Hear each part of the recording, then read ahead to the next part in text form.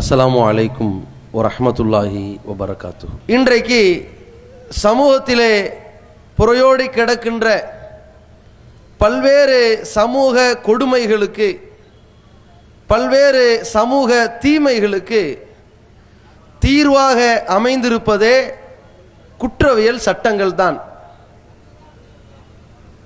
ஒரு மனிதன் தனக்குத்தானே தீமைகளை இழைத்து கொள்ளுகிற பொழுதும், அவன் தன் குடும்பத்திற்கு எதிராக தீங்குகளில் ஈடுபடுகிற பொழுதும், அல்லது பிற மனிதர்களுக்கு அவர்களுடைய உயிருக்கோ உடைமைகளுக்கோ மான மரியாதைகளுக்கோ பங்கம் விளைவிக்கின்ற பொழுதும் அதற்காக அவன் குற்றவாளியாக்கப்பட்டு தண்டிக்கப்படுகின்றான். அந்த தண்டனையை பொறுத்த வரைக்கும் இஸ்லாமிய மார்க்கத்தில் மிக கடுமையான தண்டனைகள் வழங்கப்பட வேண்டும் என்று சொல்லப்பட்டிருக்கிறது.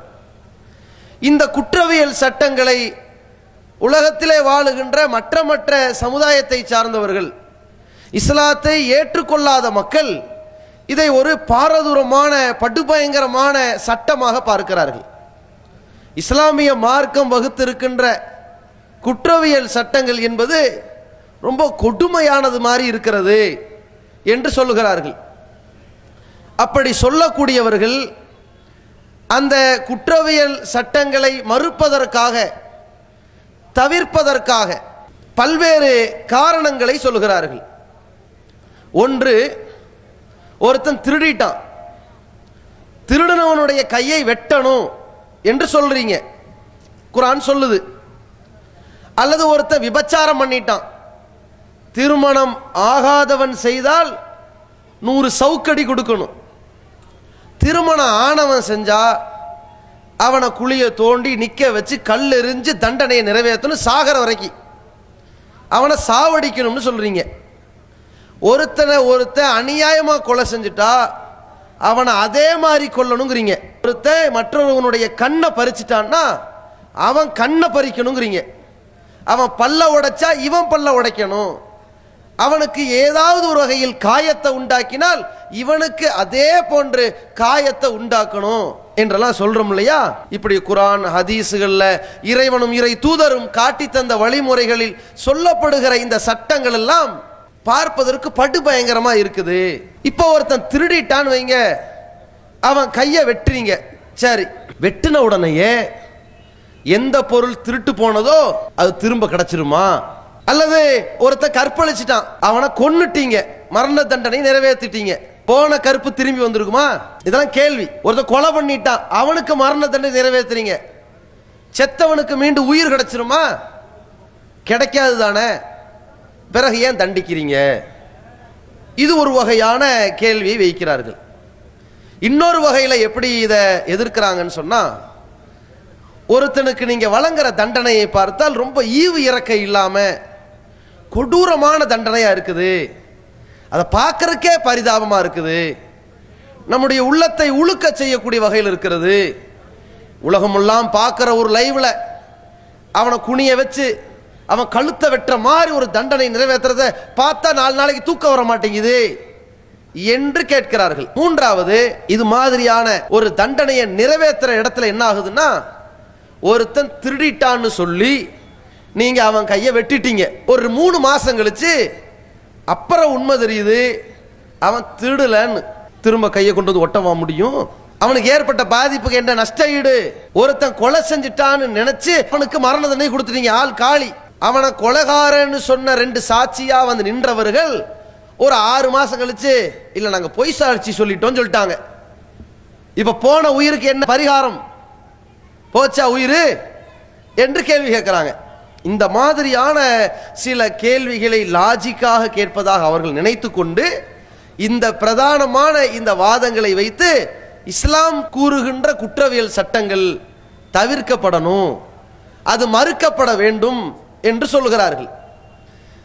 ஆனால் நாம் இதை ஆதரித்து, இதை ஏற்றுக்கொண்டு, இதை வழிமொழிந்து உலகம் முழுக்க இந்த சட்டங்கள் தான் சரியானது என்று பல்வேறு காரண காரியங்களோடு மக்களிடத்தில் எடுத்து சொல்லுகிறோம். சொல்றதற்கு முன்னாடி இந்த வாதம் வைக்கிறாங்க இல்லையா, இந்த 3 வகையா பேசுறாங்க இல்லையா, அவர்கள் எந்த மதத்தை சேர்ந்தவங்களா இருந்தாலும் சரி, இஸ்லாத்தை சேர்ந்தவர்களா இருந்தாலும் சரி, இப்படி பேசுற யாருமே இதை தனக்கு நடந்தால், தன் குடும்பத்தில் நடந்தால், எது இந்த மாதிரியான ஒரு தவறை செய்தவர்கள், திருடியவர்கள் அல்லது கொலைகாரர்கள் அல்லது கொள்ளைக்காரர்கள் அல்லது விபச்சாரத்தில் ஈடுபட்டவர்கள் அல்லது கற்பழித்தவர்கள், இந்த மாதிரி ஒரு ஆளு தன் குடும்பத்தை சேர்ந்தவனா இருந்தான்னா அப்பதான் இந்த 3 வாதங்கள் மனசுக்கு வருது. இவர் பாவம் இல்லையா, இவருக்கு வழங்கப்படுகிற தண்டனையை பார்த்தா நமக்கு பரிதாபம் ஏற்படவில்லையா, போன உயிர் திரும்பி வருமா, இந்த லாஜிக்கெல்லாம் எப்ப வருது? இந்த குற்றவாளி தன் குடும்பத்தை சேர்ந்தவனா தான் வருது. இதே வெளி இருந்துச்சுன்னு வைங்க, வெளி உலகத்தை எடுத்து பார்க்கிற பொழுது இவங்க எல்லாருமே என்ன கேட்கிறாங்க? உலகம் முழுக்க குர்ஆன் கூறுகிற அந்த குற்றவியல் சட்டத்திற்கு, இஸ்லாம் கூறுகிற குற்றவியல் சட்டத்திற்கு ஆதரவாக உலகத்தில் மற்ற இடங்களில் பல படுபயங்கரமான காட்சிகளை பார்க்கும்பொழுது அந்த தீமைகளில் ஈடுபடுபவர்கள் இஸ்லாத்தின்படி தண்டிக்கப்பட வேண்டும்னு கருத்து பேசுவார்கள் எல்லாருமே. இப்ப உதாரணத்திற்கு சொல்றதா இருந்தா, கடந்த அக்டோபர் 2010, ஒரு 8 வருஷத்துக்கு முன்னாடி கோயம்புத்தூர்ல ஒரு ஜவுளி கடைக்காரர், அந்த ஜவுளி கடைக்காரர் ரஞ்சித் குமார் என்பவருடைய மகங்களை கொள்ளைக்காரர்கள் கடத்திட்டு போயிடுறாங்க. கடத்திட்டு போன கொள்ளைக்காரங்க காசு கேட்டு டிமாண்ட் பண்றாங்க. இது மாதிரியான பிரச்சனைகள் ஏற்பட்ட பொழுது இந்த கடத்தி செல்லப்பட்ட அந்த சிறுவர்களை, அந்த சிறு இளம் பிஞ்சுகளை கொடூரமான முறையில் அதில் பாதாளத்தில் தள்ளி கொலை செஞ்சுட்டாங்க. யாரு? இந்த கொள்ளைக்காரர்கள் கொலைவெறி பிடித்து தாக்குதல் நடத்தி இருக்கிறார்கள். இந்த நேரத்தில் காவல்துறை அதிகாரிகள் அவர்களை கைது செய்து கோர்ட்டுக்கு கொண்டு போகணும். போற வழியில அங்க இருக்கின்ற முக்கிய அதிகாரிகள் என்ன பண்றாங்கன்னா, போலி என்கவுண்டர்ல சுட்டு கொல்றாங்க. சரியா? அது சட்டப்படி என்கவுண்டர் ஆகல, போலி என்கவுண்டர் தான். இருந்தாலும் அந்த என்கவுண்டரை பார்த்துட்டு, இந்த கொள்ளைக்காரர்கள் கொல்லப்பட்டதை பார்த்துட்டு, இந்த தீய கொடியவர்கள் செத்து மடிந்ததை பார்த்து விட்டு உலகமே கைதட்டி பாராட்டி யாரை வரவேற்றார்கள்? இந்த போலீஸ்காரங்களை வரவேற்றார்கள். அவர்கள் போலி என்கவுண்டர் பண்ணாங்கன்னு எதிர்ப்பு பேசல, அவர்கள் சரியான காரியத்தை செய்தார்கள் என்றார்கள். ஏன்? அந்த பாதிப்பினுடைய வழி அந்த அளவுக்கு இருந்தது. அவருடைய தந்தை ரஞ்சித் குமாருடைய குடும்பம் சொன்னது, நாங்கள் இந்த வருஷம் தான் நல்ல தீபாவளி கொண்டாட போறோம். தீபாவளி என்று அவர்கள் நம்பிக்கையில கொண்டாடுறாங்க இல்லையா? எங்க வாழ்க்கையில நாங்க இழந்த இழப்பு இருக்கு, அந்த கொள்ளைக்காரர்கள் கொலைகாரர்கள் கொல்லப்பட்டார்களே, இதுதான் மிகச்சரியான சட்டம் என்றார்கள். எப்ப? இந்திய நாட்டில் அந்த சட்டம் இல்லை.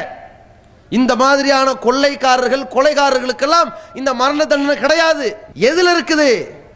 குர்ஆன்ல இருக்கு. மனிதனுக்கேற்ற மார்க்கமாக படைத்த இறைவன் வகுத்த சட்டத்தில் இருக்கிறது. அந்த இறை சட்டத்தில் மட்டும்தான் இப்படி ஒரு தண்டனை இருக்கிறது. இந்த தண்டனையை தனக்கு பாதிப்பு ஏற்படுகிற பொழுது இதை எதிர்பார்க்கிறாங்க. ஆனால் அதே குற்றத்தை தன் வீட்டில் யாராவது செய்தால் இதை எதிர்க்கிறாங்க. இப்ப பல காட்சிகளை நீங்க பாருங்க. இதற்கு என்ன தண்டனை வழங்கலாம் நீங்களே சொல்லுங்க. கடந்த சில ஆண்டுகளுக்கு முன்னாடி டெல்லியில நள்ளிரவுல நிரோபியா என்று சொல்லப்படுகிற 23 வயது பெண்ணை கற்பழித்து கொடூரமாக தாக்குதல் நடத்தி அடிவயிறை கீறி கிழித்து கடுமையான தாக்குதலோடு அந்த பெண்ணை தூக்கி வீசி கொலை செய்தார்கள். காம சேட்டையில் ஈடுபட்ட அந்த கொடிய கூட்டத்தில் அதிகமான கேவலமான வக்கிர புத்தியில் ஈடுபட்டவன் 17 வயசு பையன். மற்றவர்களை விட அந்த கொடியவர்களில் ரொம்ப கொடூரமாக நடந்து கொண்டவன் 17 வயசுக்காரன். நம்ம நாட்டு சட்டம் சொல்லுது அவன் ஒரு குழந்தைன்னு, அவனுக்கு தண்டிக்க கூடாது. அவன் யார்? அப்ராணி. யாரு? கற்பழிச்சான்ல, கொடூரமா கொலை செஞ்சான்ல, என்னங்க பண்ணலாம்? அவனை சீர்திருத்த பள்ளிக்கூடத்தில் படிக்க வச்சு ஒரு தையல் மிஷின் வாங்கி கொடுத்து தொழிலதிபர் ஆக்கணும்ட்டாங்க. இது நம்ம நாட்டு சட்டம். இந்த சட்டத்தை எல்லாரும் ஏற்றுக்கொண்டிருந்தார்களே, மற்றவர்கள் யாரெல்லாம் இது நாள் வரை ஏற்றிருந்தார்களோ அவரெல்லாம் காரி உமிழ்ந்தார்கள். இதெல்லாம் சட்டமா? பெரிய போராட்டங்கள் டெல்லியிலே வெடித்தது. சட்டத்தை மாற்று. அதென்ன 18 வயசு வந்தா தண்டிக்கணுங்கிற? தப்ப செஞ்சா தண்டிக்கணும் சொல்லு, அதுக்கு என்ன வயது வரம்பு போட்டா என்று பேசிக்கொண்டிருக்கிறார்கள். அதை பற்றி பேசிக்கிட்டு இருக்கிற அந்த சூடு காயல மைய ஆரலம்பாங்கள அதிவிரைவாக தூத்துக்குடியில புனிதா என்கின்ற 7ஆம் வகுப்பு படிக்கின்ற ஒரு மாணவிய கொடூரமான முறையில் கொலை செய்யறாங்க. நடக்குது இது நம்ம நாட்டில். எல்லாத்தையும் வெளியே கண்கூடா பார்க்கிறோம். என்ன தண்டனை கொடுக்கலாம் சொல்லுங்க? இதே லாஜிக்கை வச்சு பேசுவோம். சென்னை ஐனாவரத்தில் 12 வயது மதிக்கத்தக்க ஒரு சிறுமி, காது கேளாத ஒரு மாற்றுத்திறனாளி, மனநலமும் சீராக இல்லை, பல நாட்களாக அந்த அபார்ட்மெண்ட்ல கிட்டத்தட்ட 350 குடித்தனம் இருக்கிறது.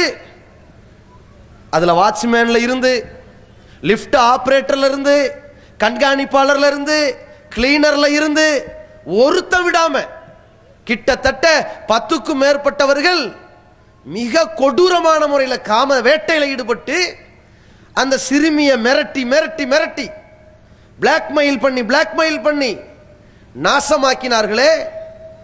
சில மாதங்கள் கழித்து அந்த சிறுமிக்கு பேச முடியாமல், சொல்ல தெரியாமல் ஒரு கட்டத்திலே பல விஷயங்கள் வெளிவந்ததே. இவர்களுக்கு மரண தண்டனை வழங்கப்பட்டதா? இல்ல. என்ன செய்யலாம் பொதுமக்கள்கிட்ட விட்டா நீங்க என்ன செஞ்சிருப்பீங்க? உங்க கண்ணு முன்னாடி கொண்டு வந்து பாருங்க. அதெல்லாம் நிறைய பரவுகிறது. நான் சில உதாரணங்களை சொல்றேன். ஒரு வீடியோ காட்சி வைரலா பரவுது. ஒரு லிப்ட் ஆபரேட்டர், சீனாவில் ஒரு லிப்ட் ஆபரேட்டர் என்ன பண்றான்னா, உள்ள நிக்கிறான், காட்டு மிராண்டி அவன். அதுல ஒரு 7 வயது மதிக்கத்தக்க ஒரு சிறுமி உள்ள வந்துருச்சு. இவன் என்ன பண்றான்? பாலியல் சேட்டையில் ஈடுபடுறான், பாலியல் துஷ்பிரயோகம் செய்கிறான், அந்த சிறுமியை கொடுமையாக நாசப்படுத்தி கொண்டிருக்கிறான். 7ஆவதுக்கு போகுது மாடிக்கு. திடீர்னு அதை பிரஸ் பண்ணி 5ல நிப்பாட்டுறான். திடீர்னு பிரஸ் பண்ணி கீழே கொண்டு வரான். திறக்க விடாம மேல கீழே மேல கீழே மேல கீழே லிப்ட்ல பல மணி நேரம் அந்த சிறுமியை நாசமாக்குகிற வீடியோ காட்சி வெளிவந்ததே, உலகத்தையே உலுக்கியதே. அவனுக்கு என்ன தண்டனை கொடுக்கலாம்? ஒன்னொன்னா நீங்க நினைச்சு பாருங்க. அதே மாதிரி ஒரு கட்டத்தில் ரொம்ப கொடுமையான, சொல்வதற்கு முடியாத அளவிற்கு சம்பவங்கள். அண்டை வீட்டுக்காரனோடு கள்ள தொடர்பில் ஈடுபடுகிற ஒரு பெண், சமீபத்தில் சமூக வலைதளங்களில் இருந்து நாசமாகி இருக்கின்ற ஒரு பெண், தன்னுடைய மான மரியாதைகளை எல்லாம் வீட்டில் இருப்பவர்களிடமே சற்று நாணத்தோடு நடக்க வேண்டிய ஒரு பெண், நடக்கக்கூடிய பெண், இன்றைக்கு டிக்டாக் என்ற பெயரால், மியூசிக்கலி என்ற பெயரால் பல கேடுகட்ட அனாச்சாரங்களிலே புகுந்து எந்த அளவிற்கு பல லட்சக்கணக்கான பெண்கள், பள்ளிக்கூட மாணவிகள், கல்லூரி மாணவிகள், தொழில் நிறுவனங்களில் பணிபுரியும் பெண்கள், இல்லத்தரசிகள் எல்லாரும் அந்த இதுல டிக்டாக்ங்கிறதுல பூந்து கெட்ட கெட்ட வார்த்தைகளும் ஆபாசமான அர்ச்சனைகளும் பல இரட்டை அர்த்தங்கள் தருகின்ற வாசகங்களையும் சினிமா பாடல்களையும் கூத்து கும்மாளங்களையும் இதையெல்லாம் தன்னுடைய பெரிய திறமையாக நினைத்து கொண்டு கேவலமான முறையிலே வெளியிட்டதனுடைய விளைவு பல ஆடவர்களோடு தொடர்பு ஏற்படுகிறது. ஒரு பெண் என்ன செய்யறா? அந்த நேரத்தில் கள்ள தொடர்பு ஏற்பட்ட காரணத்தினால தன்னுடைய கணவருக்கு, புருஷனுக்கு துரோகம் பண்ணி புருஷனையும் குழந்தையையும் கொலை செஞ்சிட்டு அப்புறம் அவனோட ஓடி போகலாம்னு சொல்லி தன்னுடைய குழந்தைகளுக்கு விஷம் கொடுத்து சாவடிச்சாலே. கழுத்தை நெரிக்கின்ற பொழுது கூட அம்மா கழுத்து வலிக்குதுமா என்று சொன்ன பிறகும் கொலை செஞ்சாலே. ஈவு இரக்கம் இல்லாம பிரசவம் என்ற ஒரு சுமையை சுமக்கின்ற தாய், அதுக்கு நிகரா உலகத்தில் எந்த வேதனையும் இருக்காது. அதுதான் பிரசவம் பேர் வச்சான். பிறப்பு இல்லாட்டி சவம், அவ்வளவு கொடுமையானது. நபிகள் பெருமகனார் ஸல்லல்லாஹு அலைஹி வஸல்லம் அவர்கள் பிரசவ வேதனையில் இறந்து போன பெண்கள் இருக்கிறார்களே, உயிர் தியாகி என்றார்கள். அவ்வளவு உச்சபட்சமானது. அந்த நேரத்தில் பெற்றெடுத்த வழியை மறந்து, பாலூட்டிய அந்த கஷ்டத்தை மறந்து, வளர்த்து ஆளாக்கிய அந்த உருவத்தை, உயிரை, அந்த குழந்தையை, அந்த பிஞ்சை கேவலமான இந்த விபச்சாரம் என்கின்ற கொடூரமான இந்த இழி செயலுக்காக வேண்டி கொலை செய்திருக்கிறாளே, என்ன தண்டனை வழங்கலாம்? உலகம் பூரா என்ன தீர்ப்பு சொல்றீங்க? அப்ப இந்த லாஜிக் எங்க போச்சு உங்களுக்கு? இவர்களை கண்டந்துண்டமா வெட்டணுங்கிறீங்க. ஒரு மாற்றுத்திறனாளிகள் கொண்ட ஒரு இல்லம் சின்னஞ்சிறு பிஞ்சுகளை பெல்ட்டிலையும் சூட்டு கம்பிகளிலும் தாக்குதல் நடத்துகிறார்கள். அதன் பொறுப்பாளிகள் அவனை என்ன செய்யலாம் பரவுகிறது, இவனை என்ன செய்யலாம்னு பரவுது. அற்பமான கொலைவெறி தாக்குதல்கள், அற்பத்திலும் அற்பம். குடிகாரர்களாக வலம் வந்து கடலூர்ல ஒரு பெட்ரோல் பங்க்ல என்ன நடக்குது, அங்க பெட்ரோல் அடிச்சு கொடுக்கிறவன் பாக்கெட்ல பையில என்னங்க இருக்கும், ₹1,00,000 வச்சிருப்பான். அவன் நைட் நேரத்தில் கல்லாவை காலி பண்ணியிருப்பான். முதலாளி கல்லாவில் எல்லா பணத்தையும் வாங்கிட்டு போயிடுவான். ஒரு 2,000 சில்லற மாத்த வச்சிருப்பான், அவ்வளவுதான். அந்த 2,000 3,000 ரூபாயை பறிப்பதற்கு அந்த பைய பிடுங்குறான். அவன் எவ்வளவு பார்க்கறான், தன்னுடைய தொழில் உள்ள விசுவாசம், தன்னுடைய உழைப்புக்குள்ள விசுவாசம், அதை பார்த்து இந்த பைக்கு போராடுறான். அதை பிடுங்கி எறியக்கூடிய இடத்துல பின்னாடி வந்திருக்கிற ஒருத்தர் என்ன பண்றான், அருவாளால் கை, உடம்பு, முதுகு, தலைன்னு வெட்டி துண்டு துண்டாக்குறான். கொடூரமான முறையில் தாக்குதல் நடத்தினா இல்லையா? இது வைரலா வீடியோவில் பார்க்குறீங்க. இப்போ சொல்லுங்க, இது போன்ற கொடிய செயல்களில் ஈடுபட்டவர்களை தண்டனை கொடுத்தால் போன உயிர் திரும்பி வருமா என்று பேசுவோமா? அல்லது இது போன்ற கொடிய செயல்களில் ஈடுபட்டவர்களை ஒருவேளை அவர்கள் நல்லவர்களாக இருந்தால் அப்படி பேசுவோமா? இந்த கொடிய செயல்களில் ஈடுபட்டவர்களை தண்டிக்கிற பொழுது பரிதாபமாக இருக்கிறது சொல்லுவோமா? சொல்ல மாட்டோம். அனைவருடைய மனக்குமுறல் என்னவாக இருக்கும், அனைவருடைய உணர்வு என்னவாக இருக்குமோ அதை மதிப்பளிப்பதுதான் அந்த மனித குலத்தை படைத்த இறைவன் அறிவார்ந்தவனாக அத்தனை பேருடைய அந்த உணர்வின் வெளிப்பாட்டை உணர்ந்தவன் இறைவன். மனிதனுக்கு எது கஷ்டம்னு தெரியும், எதற்கு எது தீர்வாக கொடுத்தால் அவனுக்கு நலன் என்று அவனுக்கு தெரியும். அந்த இறைவன் தான் இந்த சட்டத்தை வகுத்திருக்கிறான். என்ன சட்டம்? இது மாதிரியான கொடிய விஷயங்களை உலகத்தில் யாரும் செய்யக்கூடாது. இஸ்லாமிய மார்க்கத்தை பொறுத்த வரைக்கும் ஒருவன் கொலை செய்வானே ஆனால் அவன் கொல்லப்படுகிற பொழுது போன உயிர் திரும்பி வராது, அது உண்மைதான். ஆனால் ஏன் அந்த தண்டனை வழங்கப்படுகிறது, எதற்காக இந்த தண்டனை கொடுக்கப்படுகிறது? இது போன்று யாரும் செய்யக்கூடாது என்பதற்காக, இந்த சமூகத்திலே குற்றச் செயல்கள் பரவக்கூடாது என்பதற்காக. அதற்காகத்தான் இஸ்லாம் விதிக்கின்ற சட்டம், குர்ஆன் விதித்திருக்கிற சட்டம் வலுவாக மிகப்பெரிய பலமாக இருக்கிறது. செஞ்சு பாருங்க. உலகத்தில் அல்லாஹ் சொல்கிறான், திருடிட்டான் என்ன தண்டனை, வஸ்ஸாரிகு வஸ்ஸாரிகத்து ஃபக்தஉ ஐதியஹுமா ஜஸாஅம் பிமா கஸப். திருடன் திருடியவர்களுடைய கையை வெட்டுங்கிறான் அல்லாஹ். கையை வெட்டிப்பார், பிரச்சனை முடிஞ்சு போயிடும். உலகம் ஃபுல்லா லைவ் காட்சி வச்சு ஒரு திருடனை பிடிச்சு திருடனையா விசாரிக்கிறது இருக்குது. ஏனோ தானம் இல்லை சொல்றாங்களே. ஒருவன் செய்யாத குற்றத்திற்காக ஒருவேளை நீங்கள் தண்டித்து கொலை செய்து விட்டால், மரண தண்டனை கொடுத்து விட்டால், பிறகு ஒருவேளை அவன் நல்லவன் என்று தீர்வு கிடைத்தால் என்ன செய்வீர்கள் கேட்பாங்களே. இஸ்லாத்தை பொறுத்த வரைக்கும் எடுத்தோம் கவிழ்த்தோம் தண்டனை வழங்காது. இஸ்லாத்தை பொறுத்த வரைக்கும் குற்றவியல் சட்டங்களுக்கு என்று உரிமை இருக்கிறது, அதற்கான முறைகள் இருக்கிறது. அல்லாஹ் ரப்புல் ஆலமீன் திருமறையிலே குறிப்பிடுகின்றான், ஒலா தக்துலுன் நஃப்ஸல்லதி ஹர்ரமல்லாஹு இல்லா பில் ஹக். அநியாயமான முறையில் எந்த ஒரு உயிரையும் பறிக்காதீர்கள், கொல்லாதீர்கள் என்று சொல்லிவிட்டு, வமன் குத்தில மதுலூமன், யார் அநியாயமான முறையிலே கொல்லப்பட்டானோ ஃபக்கத் ஜஅல்னா லி வலிஹி சுல்தானா, அந்த கொல்லப்பட்டவருடைய குடும்பத்தாருக்கு நாம் அதிகாரத்தை கொடுத்திருக்கிறோம். என்ன அதிகாரம்? நீ சொல்லு, ஓன்ட்டத அதிகாரம். என்ன அதிகாரம்? நீ தான் இழந்திருக்கிற, நீ உன் பிள்ளை இழந்திருக்கிற, உன் மகனை கொண்டிருக்கிறான், அல்லது உன் தந்தை இழந்திருக்கிறாய், உன் மனைவி இழந்திருக்கிறாய், உன்னுடைய சகோதரனை இழந்திருக்கிறாய், அல்லது நீ கட்டி காத்து சேர்த்து வைத்த பொருளாதாரத்தை இழந்திருக்கிறாய். திருடியவனை, உன்னிடம் கொள்ளையடித்தவனை, அல்லது உன் குடும்பத்தில் ஒருத்தனை கொன்றவனை என்ன செய்யலாம் நீ தான் சொல்லணும். அதே மாதிரி கொன்றலாமா சொல்லு. அனைத்திற்கும் சரிசமமான தண்டனை, பாதிக்கப்பட்டவனின் உணர்வுக்கேற்ற தண்டனை. அதான் இஸ்லாம் கொடுக்கின்ற மதிப்பு. யாரை பார்க்கணும்? குற்றவாளியை பார்க்க கூடாது. குற்றம் இழைக்கப்பட்டவனை பார்க்கணும். யார் மீது அநீதி விழுந்திருக்குதோ அவனை பார்த்து கவலைப்படணும்.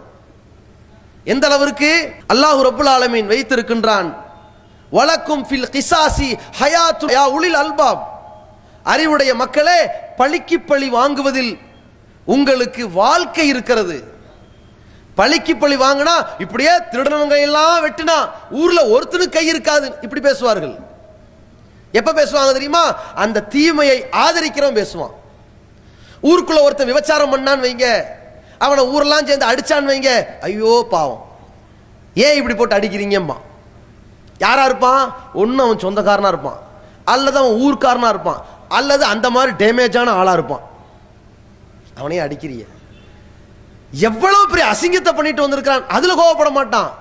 எல்லாரும் அடிக்கும் போது சொல்லுவான், யாருங்க தப்பு பண்ணல அப்படிமா. இதே ஒரு வீடியோவில் எங்கேயோ நடந்த ஒரு நாட்டில் உகாண்டாவில் நடந்த காட்சியை பார்த்தா இவனையெல்லாம் வெட்டணுங்க. இப்படி ஏற்றத்தால் இருக்கக்கூடாது, சமமா இருக்கணும். நம்முடைய எண்ணங்களில் சமநிலை இருக்கணும். யாரா இருந்தாலும் சமநிலையா பார்க்கணும். பொதுவாக சொல்வார்கள், மனிதனை பொறுத்தவரை அடுத்தவன் தப்பு செஞ்சா நீதிபதி ஆயிடறான். என்ன இருந்தாலும் இவர் இப்படி செய்யக்கூடாது, என்ன இருந்தாலும் அவர் அப்படி செய்யக்கூடாதுன்னு. தான் தப்பு செஞ்சுட்டான்னு வைங்க, வக்கீல் ஆயிடுவான். தான் தப்பு செஞ்சு வசமா மாட்டிக்கிட்டான்னு வைங்க, வெளியில தலகாட்ட மாட்டான், பெருச்சாளி பொந்துல இருக்க மாதிரி இருப்பான். ஒரு 4-5 மாசம் கழிஞ்சுன்னு வைங்க, எந்திரிச்சு வந்து நான் தப்பு செஞ்சேனா, ஆதாரம் இருக்கிறதா, விசாரணைக்கு வர இப்படிமா. இது குற்றவாளி நிலைமை. இதுதான் தன்னுடைய தப்புன்னு வைங்க, வக்கீல் ஆயிடுவான். அதுக்கு வேக்கானம் பேச ஆரம்பிச்சிருவான். யாரையும் ஆற போடக்கூடாது, நிதானமாக துல்லியமாக நிரூபணமானால் முடிச்சிடணும் கதைய. இதான் இஸ்லாம் சொல்வது. ஆற போட்டோன்னு வைங்க, கொஞ்சம் கொஞ்சமா கொஞ்சம் கொஞ்சமா கொஞ்சம் கொஞ்சமா குற்றவாளி எல்லாம் அப்பாவி ஆயிடுவான். உதாரணத்துக்கு ஊருக்குள்ள ஒருத்தன் மிகப்பெரிய அளவுல ஒரு இழிவான செயலை, கேவலமான செயலை செஞ்சுட்டான்னு வைங்க, அவனுக்கு அப்பவே தண்டனையை கொடுத்துட்டீங்கன்னா முடிஞ்சு போச்சு. ஒரு 4-5 மாசம் கழிச்சு தண்டிக்கலாமா வேண்டாமான்னு பேசுனீங்க வைங்க, இப்படியே 4-5 இடத்துல பேசுனீங்கன்னா போக போக என்ன சொல்லுவாங்க, பாவங்க அவரு, இப்படி போட்டு ஒரு மனுஷனை இழிவுபடுத்தலாமா இப்படின்னு அதுக்கு ஆதரவா பேச ஆரம்பிச்சிருவான். இதுதான் ட்ரெண்ட், மாறிடும். இப்படி விடக்கூடாது. இஸ்லாத்தை பொறுத்த வரைக்கும் கெட்டவனுக்கு கருணை கிடையாது, பாதிக்கப்பட்டவனுக்கு நீதி வழங்கி ஆகணும். இதுதான் இஸ்லாத்தின் பார்வை. எந்த அளவிற்கு அந்த குற்றம் இழைக்கப்பட்டவன், அநீதி இழைக்கப்பட்டவனுடைய குடும்பத்திற்கு அதிகாரம் இருக்கிறது. என்ன அதிகாரம்? யார் தன் வீட்டில் உள்ளவனை கொன்றிருக்கிறானோ அவனை கொல்லலாம், அவனுக்கு மரண தண்டனை கொடுக்கலாம் என்று சொல்வதற்கு இவனுக்கு அதிகாரம் இருக்குது. சொல்லுப்பா, நீ சொல்லுப்பா, என்ன செய்யலாம் சொல்லு. உன் மகனை கொன்றிருக்கிறான், அவன் என்ன செய்யலாம்? அவனை கொல்லணுங்க, கொன்றுவான். உன் மகனை உச்சமான மாடியில் கூட்டிட்டு போய் தள்ளி விட்டுருக்கிறான், அவன் என்ன செய்யலாம்? அவனையும் அதே மாதிரி மாடியில் கூட்டி போய் நிக்க வச்சு தள்ளி விடணுங்கிறான், செய்யணும். அல்லாஹ் சொல்றான். இதை ஆட்சி அதிகாரியிடம் ஒப்படைத்து, குற்றவியல் சட்டத்தை நிலைநாட்டுகிற இஸ்லாமிய ஆட்சி அதிகாரியிடத்திலே ஒப்படைத்து அதை நிறைவேற்ற சொல்லணும். ஒருவேளை அவரு வேணாம், அவனை மன்னிச்சுட்டுருவோம், அதுக்கு பதிலாக நஷ்டஈடு தர சொல்லுங்கன்னா நஷ்டஈடு வாங்கிக்கணும். அந்த உரிமையை அநீதி இழைக்கப்பட்டவன் கையில் கொடுத்தது பாருங்க, அதான் மார்க்கம், அதுதான் நீதி. எந்த அளவிற்கு இதை சமீப உதாரணமாக எத்தனையோ உதாரணங்கள் சொல்லலாம். நம்ம நாட்டில் நடந்த, உலகத்தில் பல்வேறு இடங்களில் நடந்து கொண்டிருக்கிற எத்தனையோ உதாரணங்களை சொல்லலாம். சில ஆண்டுகளுக்கு முன்னாடி வினோதினி என்ற ஒரு கல்லூரி மாணவிட்ட தன்னுடைய விருப்பத்தை தெரிவித்து தன்னை காதலிக்க வேண்டும் என்று வற்புறுத்த ஆரம்பிக்கிறான் ஒருத்தன். அதை அந்த பெண் மறுக்கிறா. இவன் என்ன பண்றான்? செக்ஸ் டார்ச்சர் கொடுக்கறான், அடுத்து திணிக்கிறான். அந்த திணிப்பினுடைய வெளிப்பாடாக அவள் மறுத்து மறுத்து ஒதுங்கிய காரணத்தினால ஆசிட் எடுத்து மூஞ்சில வீசிட்டான். அந்த பெண் துடி துடித்து மருத்துவமனையில் கதறி கொண்டிருந்தால் கேட்கிறாங்க, இந்த மாதிரி செஞ்சவனை என்ன பண்ணணும்னு கேட்கிறாங்க. நீங்க கேட்டீங்கல்ல, அதான் நியாயம். ஆனால் தண்டனை கொடுக்கிற இடத்துலயா அந்த பெண் இருக்கிறாள்? அந்த இடத்தையா அந்த பெண்ணுக்கு கொடுத்தீர்கள்? இந்த நாட்டில் அப்படியே கொடுத்திருக்கிறீங்க? இல்ல. ஆனால் இஸ்லாத்தை பொறுத்தவரை அவளிடம்தான் கேட்கணும், அவர்கள் சொல்ற தண்டனையை தான் கொடுக்கணும். எந்த அளவிற்கு? சமமான தண்டனை, கூட போயிடக்கூடாது. அப்ப அந்த வினோதினிங்கிற பெண் சொல்றா, என்னை எவ்வாறு ஆசிட ஊத்துனானோ அதே மாதிரி அவன் மூஞ்சில ஆசிட ஊத்தணும். அதே மாதிரி தண்டிக்கப்படணும். துடிக்க துடிக்க சொன்னாங்கல்ல, அதை இந்த நாட்டில் நிறைவேற்ற முடிஞ்சுதா? திருக்குரான் கூறுகிற சட்டத்தின்படி ஆட்சி அமைக்கப்பட்டிருந்தால், அப்படி ஒருத்த மூஞ்சில லைவ்ல வச்சு உலகமே பார்க்குற அளவுக்கு ஆசிட ஊத்தி இருந்தா உலகத்தில் எவனாவது செக்ஸ் டார்ச்சர் பண்ணுவானா? யோசிச்சு பாருங்க. அல்லாஹ் ரப்புல் ஆலமீன் அந்த விசாரணையிலும் ஒரு நீதியை சொல்லித் தருகிறான். அந்த யார் அநீதி இழைக்கப்பட்டானோ அவன் குடும்பத்தாருக்கு முடிவெடுக்கிற அதிகாரம் இருக்கிறது. ஃபலா யூஸ்ரிஃப் ஃபில் கத்லி. அதே நேரத்தில் அந்த தண்டனை வழங்குற விஷயத்துல இந்த அநீதி இழைக்கப்பட்ட குடும்பத்தார் வரம்பு மீறிடக்கூடாது. ஒருத்தனை கொன்னதுக்காக வேண்டி அவன் குடும்பத்தில் 2 பேரை கொன்றக்கூடாது, அது தப்பு. அந்த வரம்பு மீறுதலுக்கு இஸ்லாம் இடம் கொடுக்காது. கொன்னது இங்க ஒருத்தன், செத்தது ஒருத்தன், ஒரு மகன். என் மகனை நீ கொன்னுட்டீல, ஓ மகனை கொன்றேன்னு வரம் மீறக்கூடாது. கொன்னவன் தான் கொல்லப்படணும். என் மகனை கொன்னுட்டீல, உன் குடும்பத்தையே அழிக்கிறேன், இப்படி வரக்கூடாது. கொன்னவன் தான் குற்றவாளி. சமநீதி வழங்கணும். அப்படி சொல்லிவிட்டு இன்னஹு கான மன்சூரா, நீ வரம்பு மீறிராத, உனக்கு பக்கபலமாக உதவி இருக்கிறது. யாருக்கு? அநீதி இழைக்கப்பட்டவனுக்கு அரசு உதவி செய்யும், உதவி செய்யணும். இப்படி இஸ்லாம் அழகான சட்டத்தை வரையறுத்து இதை விதித்திருக்கிறது. எப்படி? அன்னன் நஃப்ஸ பின் நஃப்ஸ், உயிருக்கு உயிர்.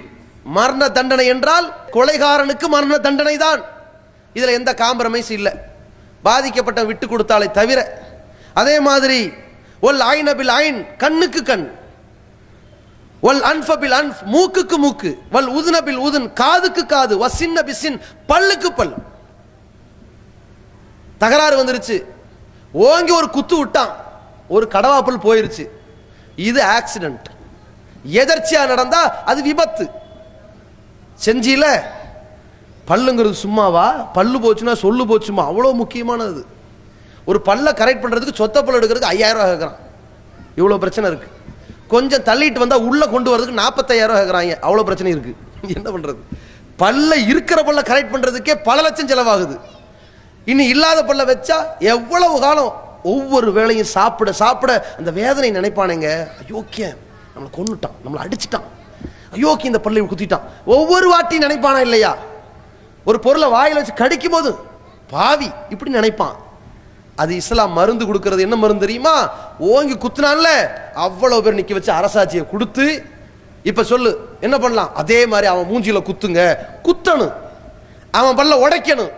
இப்ப ஒருத்தன் பயப்படுவான், என்ன பண்ணுவான்? கையை ஓங்கும் போது ஆஹா நம்ம பல்லு போயிரும்டா, செய்வானா இத? அதான் அல்லாஹ் சொல்றான், வலக்கும் ஃபில் கிசாசி ஹயாத், பழிக்கு பழி வாங்குவதில் உனக்கு வாழ்க்கை இருக்கிறது, பாதிப்பு இல்லை. இவங்க பேசுற லாஜிக் என்ன தெரியுமா? இப்படியே திருடியவர்கள் கையை வெட்டினால் உலகத்தில் யார் அப்படின்னா உலகமல திட்டு போயிடலாம். அப்ப இவங்க பேசுற லாஜிக் அது. நீங்க அப்படி ஆக்கி வச்சிருக்கிறீங்க. இந்த சட்டம் எந்த லட்சணத்தில் இருக்குது? திருட்ட வளர்க்கிற மாதிரி இருக்குது, அழிக்கிற மாதிரி இல்லை. எப்படி இருக்குது? ஒரு ரயில்வே ஸ்டேஷன்ல பாத்தீங்கன்னு சொன்னா 250 போட்டோ இருக்கும். திருடர்கள் ஜாக்கிரதை. நம்ம ட்ரெயின்ல ஏறுற கூத்தே அரை மணி நேரத்துக்கு முன்னாடி ரயில்வே ஸ்டேஷனுக்கு போவோம். இதுல பிளாட்ஃபார்ம் குழப்பம், அது கொடுமையா இருக்கும். போன்ல ஒரு நம்பர் இருக்கும், பிளாட்ஃபார்ம் ஒரு நம்பர்ல இருக்கும். இந்த பிளாட்ஃபார்மா அந்த பிளாட்ஃபார்மா, இந்த பெட்டியா அந்த பெட்டியா, 10:30க்கு எது 11:15க்கு எது, குழப்பமா இருக்கும். இந்த லட்சணத்துல வேற 200 பேருடைய மூஞ்சியை பார்க்கணும்னா 2 நாளைக்கு முன்னாடி வந்து உட்காந்துருக்கணும். ஏன் 2 நாள் கழிச்சு வெளியூர் போறாங்க, இருக்கிற அம்புட்டு கள்ளப்பையிலையும் பார்த்துட்டு இருக்கணும். பார்த்து முடிச்ச பிறகு திரும்பினா போலீஸ்காரனு திருடனா தெரியுமா? ஏன் அப்படி ஒரு மூஞ்சி இருக்குமா இல்லையா? ஒரே மாதிரி 7 பேர் இருக்காங்கன்னு சொல்றாங்க இல்லையா? அந்த மாதிரி இவன் அவனோ இப்படியே இருக்கும். பக்கத்துல பிஸ்கட் சாப்பிட்றீங்களா, எப்படியான இருப்பானோ, இப்படி யோசனையா இருக்கும். ஒரு அம்மா, ஐயா இந்த பேகை பார்த்துங்க. இல்லம்மா நீ எடுத்துட்டு போ. ஏன் ஒருவேளை உங்க குழந்தைய கொடுங்களே, வேணா செயினை பறிச்சிருவிய. பயத்துல பதட்டத்துல தூங்க மாட்டான் அவன். இருக்கா இல்லையா? பஸ் ஸ்டாண்டுக்கு போனா நிக்க முடியுதா? எங்கேயாவது ஒரு இடத்துல ஒரு பஸ் ஸ்டாண்ட் வந்திருக்கும், நிப்பாட்டும் போது வண்டி 10 நிமிஷம் நிற்கும், டீ காபி டிஃபன் சாப்பிடலாம், இறங்க அப்படிமா அல்லாண்டு இறங்குவோம். திருடர்கள் ஜாக்கிரதை அப்படின்னு ஒரு சவுண்ட் வரும். எங்கிருந்து? எல்லா கடையிலும் வச்சிருக்கிறான். வண்டி 10 நிமிஷம் நிற்கும், டீ காபி டிஃபன் சாப்பிடலாம், சாப்பிட்டுக் கொள்ளுங்கள், திருடர்கள் ஜாக்கிரதை. ஐயா இது உங்களுடைய பணமா என்று உங்களிடத்தில் வருவார்கள், திடீரென்று திரும்பி பார்ப்பீர்கள், 10 ரூபாயா என்றுவீர்கள், உங்களை ஏமாற்றி உங்களுடைய பரிசை களவாண்டு விடுவார்கள். இப்படிமா அம்மாடி. சிலர் வருவார்கள், ஐயா இந்த ஊருக்கு போவதற்கு எந்த பஸ்ஸுக்கு போக வேண்டும் என்று கேட்பார்கள். நல்லவர்களை போன்று நடிப்பார்கள், ஏமாந்து விடாதீர்கள். அந்த நேரம் பார்த்து கேட்பான், திருப்பூருக்கு எங்க பஸ் வேணும் தெரியல, பதட்டமா இருக்கும். இப்படி சுத்தி சுத்தி சுத்தி கடைசியில் அதையும் சொல்லிக்குவாங்க. எந்த நேரத்திலும் 12 சுழல் கேமராக்கள் இருக்கிறது, உங்களோடு காவல்துறை அதிகாரிகளும் மஃப்டியில் சுத்தி கொண்டிருக்கிறார்கள், நீங்கள் சந்தேக பார்வையோடு இருந்தால் உங்களையும் பிடித்து விடுவார்கள். இப்ப என்ன பண்றதே தெரியாது, பயப்படுறதா கோவப்படுறதா, மூஞ்சியை டெரரா வைக்கிறதா டர்ரா வைக்கிறதானே தெரியாது. இப்படியே ஒரு பதட்டத்தில் இறங்கவே இல்லைன்றான். இருக்கா இல்லையா நிலைமை? பஸ் ஸ்டாண்டில் பிரச்சனை, ரயில்வே ஸ்டேஷனில் பிரச்சனை, போற இடமெல்லாம் பிரச்சனை. இதற்கு ஒரே தீர்வு என்ன? திருடுனா கையை வெட்டியாச்சு. அப்படியே ஒன்று மாட்டிட்டு வந்திருக்கான் ஒருத்தன். மூஞ்சி எங்க பார்க்கணும், கையை பாருங்க, மேப்படியா திருத்திட்டான், முடிச்சு போச்சுல. பிளாஸ்டிக் சர்ஜரியில் வச்சிருப்பாரு, கணக்கு பண்ணியிருக்கிறான், வெட்டிட்டாங்க, முடிச்சு போச்சு. போறவன் வரவன் கையா போகும், ஒரு கை போயிடும், முடிஞ்சது, அவ்வளவுதான். ஊர்ல எந்த திருட்டு பிரச்சனையும் வராது. அவனே எடுத்து கொடுத்துருவான். ஐயா இந்த பரிசு உங்களுக்கு தானே, எடுத்துட்டு போங்க ஐயா, அப்புறம் நான் ஏதாவது பிடிச்சி என் கையை போட்டுருவாங்க, பயந்துருவான் அவன். இதுதான் இஸ்லாம் சொல்கிறது. உங்களுக்கு வாழ்க்கை இருக்கிறது, ஆனால் இன்றைக்கு இருக்கின்ற சட்டம் எவ்வளவு கேலி கூத்தாக இருக்கிறதுன்னு பாருங்க. எந்த அளவுக்கு இருக்கிறது? தீமைகளை அழிக்கிறதா சட்டம். சட்டம்னா என்ன? தீமைகளை அழிக்கணும், வளர்க்க கூடாது. நம்ம நாட்டில் போட்டிருக்கிற சட்டம் என்னன்னா, தீமைகளை உருவெடுத்து உற்பத்தி பண்ற சட்டங்களாக இருக்கிறது. ஓரின சேர்க்கைக்கு தடை இல்லை, குற்றம் இல்லைன்னா கேட்டா அது அவனுடைய சுதந்திரங்கிறான். குற்றம் என்பதனுடைய அளவுகோல் என்ன தெரியுமா? ஒருவனுடைய செயல் அது தன் உயிரையும் தன் மானத்தையும் தன்னுடைய சொத்தையும் அழிக்க கூடாது, தன் குடும்பத்தை அழிக்க கூடாது, தன் சமூகத்தில் அடுத்த மனுஷனை அழிக்க கூடாது. யாருக்கும், தனக்கு உட்பட யாருக்கும் பாதிப்பு இல்லாமல் இருப்பதுதான் சுதந்திரம். அதை அடிப்படையாக வைத்துத்தான் ஆபாச இணையதளங்களை பார்க்கின்ற சிறுவர்கள் குற்றவாளிகள் என்று சுப்ரீம் கோர்ட் சொல்லுச்சு. சொன்னவர் யாரு? தீபக் மிஸ்ரா நீதிபதி. அவரு தன்னுடைய பொறுப்பின் கீழ் இருக்கும் பொழுது இந்த சட்டத்தை பாஸ் பண்ணார். என்ன சொன்னாரு? சிறுவர்கள் இணையதளம் பார்க்கிறார்கள், ஆபாச இணையதளம், அது குற்றம்னாரு. ஏங்க அது குற்றம்? அவன் ஆபாச இணையதளத்தை பார்த்து ஏதாவது தப்பாங்க செஞ்சான், தனக்குத்தான் சுதந்திரம் தானே என்று கேட்கும் பொழுது தனக்கு சுதந்திரம் என்ற பெயரால் அவன் தன்னை அழித்துக் கொண்டிருக்கிறான். இதுதான் அதனுடைய அளவுகோல். தற்கொலை முயற்சி பண்றான், உங்களையா கொள்றான் அவன்? உங்க உயிரை பறிச்சானா? உங்க பணத்தை திருடுனானா? என்னமோ மன பாதிப்பாயிருச்சு, சாவருக்கு போயிட்டான். அதை ஏன் குற்றம் நாக்குனாங்க? சூசைடு அட்டெம்ப்ட் ஏன் நம்ம நாட்டில் குற்றம் நாக்கப்பட்டுச்சு? எதனால் ஆக்கப்பட்டுச்சுன்னா அது தன் உயிரை அழிக்கிறது. குற்றம் நாக்குனீங்களா இல்லையா? அதே போலத்தான் ஓர்ண சேர்க்கை என்பது தன்னுடைய இனத்தை அழிக்கும். இந்த தீபக் மிஸ்ரா அவர்களுடைய தாய் ஓர்ண சேர்க்கையாளராக இருந்திருந்தால் இவர் பிறந்திருப்பாரா? அப்படி யோசிச்சு பார்க்கணும். இனம் விருத்தியாகுமா? இனத்தை அழிக்கும், தீங்குகளை விளைவிக்கும். பெண் இனமெல்லாம் புறக்கணிக்கப்படும், சமூகமே அழிந்து போயிடும். கடந்த காலங்களில் நார்வே என்கின்ற ஒரு தேசம் சிதைந்து சின்னாபின்னமானது. எதனால? கல்யாணம் பண்ண வேணாம், விபச்சாரம் பண்ணலான்னு ஒதுங்கினாங்க. யாரும் யாரோட இருக்கலாம், கற்பு சுதந்திரம்னாங்க. கல்யாணம் என்கின்ற பிடிமானம் தேவையில்லை என்றார்கள். குடும்பவியல் உடைந்தது, குடும்ப வாழ்க்கைங்கிற ஒருங்கிணைப்பு சிதைந்தது. அதற்கு இரண்டாம் பட்சமாக போனார்கள். ஆணுக்கு என்ன பெண் அடிமையா அப்படின்னு சொல்லி பெண் பெண்ணோடு ஆண் ஆணோடு இணைந்தார்கள். அதனுடைய விளைவு என்ன? பிள்ளை பேரு அழிந்தது. என்னாச்சு? இருக்கின்ற மக்கள் தொகை கொஞ்சம் வயசாகி செத்தாண்ட முடிஞ்சு போச்சு இல்ல, நாடே அழிந்தது. இப்படி பலதரப்பட்ட அழிவின் பின்னணியால் தான் நம் நாட்டிலே 100 ஆண்டுகளுக்கு முன்னால் ஓர்ண சேர்க்கை குற்றம் என்று தடை விதிக்கப்பட்டிருந்தது. அந்த தடையின் காரணத்தினால் தான் ஓரளவு அந்த தப்பை செய்யாம இருந்தான். ஆங்காங்கே கொஞ்சம் தலை காட்டிட்டு இருந்தவங்க கூட கொஞ்சம் தயங்கிட்டு இருந்தான். அதையும் இதே தீபக் மிஸ்ரா தள்ளுபடி பண்ணிட்டார். பண்ணதுனால என்ன ஆயிருச்சு? இந்த கேடு கட்டவங்களுக்கு கொண்டாட்டம் ஆயிருச்சு. அதே மாதிரி இந்த கொண்டாட்டத்தினுடைய விளைவு என்ன ஆகும் தெரியுமா? இந்த நாட்டில் தனக்குத்தானே அழிவு வரும், இந்த தீமைகள் பெருகும், குடும்பவியல் சிதைந்து சின்னாபின்னமாகும், இனப்பெருக்கம் உடைந்து நாசமாகும், இயற்கைக்கு எதிரான போர் நடக்கும். அதனால் இவன் அழிந்து போவான். இன்னும் இதெல்லாம் தாண்டி ஒரு ஆண் இன்னொரு ஆண்ட வக்கிர புத்தியா செயல்படுவான். நீங்க போலீஸ்ல போக முடியுமா? கோர்ட்டுக்கு போக முடியுமா? என்னை இந்த ஆண் தீண்டிட்டான்னு, ஆண் பாலியல் தூண்டுதலில் ஈடுபடுத்தினார், சித்திரவதை செய்தார்னு ஒரு பெண் சொன்னார்னா தண்டனை. நம் நாட்டில் என்னை ஒரு ஆண் தீண்டி விட்டார்னு சொல்லி ஒரு ஆண் சொன்னான்னா அவன் சொல்லுவான், இல்லை நான் தீண்டலைங்க, அவங்களா தான் என்னை கூப்பிட்டாம்பான். நம்ம நாட்டில் தண்டனை இல்லைன்றான். இந்த தீமையை வளர்க்கும். இஸ்லாத்தை பொறுத்த வரைக்கும் குற்றங்களை 2 வகையாக பிரிக்கிறது. ஒன்று அடுத்தவனுக்கு பாதிப்பு, இன்னொன்று தனக்கும் பாதிப்பு. அடுத்தவனுக்கு பாதிப்பு திருட்டு, அடுத்தவனுக்கும் பாதிப்பு என்ன கற்பழிப்பு, அடுத்தவனுக்கு பாதிப்பு கொலை, அடுத்தவனுக்கு பாதிப்பு கொள்ளை, தனக்குத்தானே பாதிப்பு விபச்சாரம். விபச்சாரம்னா யாருடைய உரிமையை பறிச்சேம்பாங்க. ஒருத்த விபச்சாரம் பண்றான்னு வைங்க, இருவரும் விரும்பி செய்யற ஒரு மானங்கெட்ட காரியத்தில் நாங்க யாருடைய உரிமையும் பறிக்கலம்பாங்க, விரும்பி செய்து கொண்டோமா. அதே லாஜிக்கை தான் இன்னைக்கு கள்ள தொடர்பு குற்றம் இல்லைன்னு சொல்லி தீபக் மிஸ்ரா உச்சநீதிமன்ற நீதிபதியாக இருந்தவர் தீர்ப்பளிச்சார். ஒரு பெண் தன் கணவனுக்கு துரோகம் பண்ணி வேற ஒரு ஆணை விரும்பினால் தொடர்பு வைத்தால் குற்றம் இல்லை.